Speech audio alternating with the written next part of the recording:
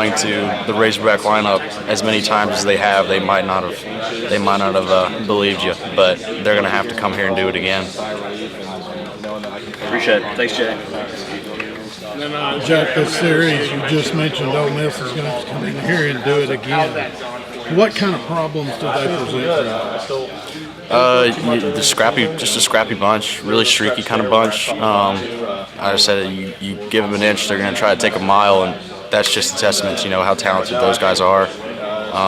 Grew up playing against Thomas and Gray and some of the other arms, Connor Green and some of those guys, but just knowing them from playing with them before, they're a really scrappy bunch, really talented, but they are going to have to come in and play a team that they've played that we haven't really given them a single game or handed it to them once, so expect to give them a good fight and have a really fun series. Talk about your journey. I know Dave has talked to us about it before, that you just hung in and kept going and kept going.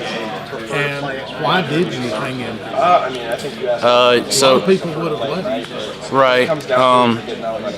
Talked about this a while ago with my family, just talking about had I gone somewhere else, what would I be like today? And I honestly believe that I would not be near the same player. There were other places I could have gone that I feel like if I would have been at, I would have had success, maybe earlier, but I would not be in the position that I am talking to you today with the ability to go play professional baseball. And that's just a testament to the coaching staff here, the culture that we have, just the kind of I won't say pressure, but the way that we push each other, just as teammates, we push each other to get better, and the kind of competition that we face. So the hanging in there is kind of like the steel sharpens steel kind of thing. Just kind of surrounding myself with some of the best coaching and the best competition has been something that's not only been fun for me as a competition standpoint, but also something I've always believed in is the best way for me to continue succeeding. When you talk about competition, you're facing guys that you're pretty familiar with. Is that an advantage? Kind of what are some keys so that they don't take advantage of you? I think we have faced these guys quite a bit, and if there is anyone out there that we want to beat, it is Ole Miss. But we have seen them quite a bit, and there is, I can't think of maybe a couple of their arms that we haven't seen already. But looking back at the series that we had, there were a lot of outs that we made that are kind of uncharacteristic of us. So you look at the regional performance that we just had and playing a team like TCU that we've never played before, it could be easy. You might see those kinds of outs, those uncharacteristic kind of outs, trying to play a game that's not really ours. But the fact that we get someone in that we haven't seen at all ever before, still manage to play our own game, I think that's going to be a key towards beating Ole Miss and not trying to go outside of who we are. Kind of similar when you all played South Carolina last year as far as yeah, I'd say similar. I don't think we played South Carolina quite as many times, but same sort of thing, really scrappy bunch, really talented team, but all comes back on, playing our own game.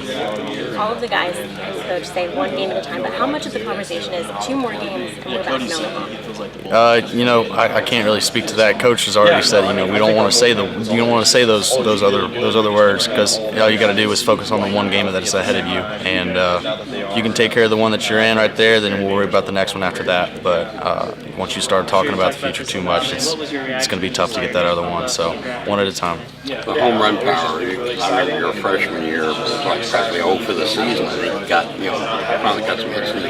What's been the difference in your hitting and your power?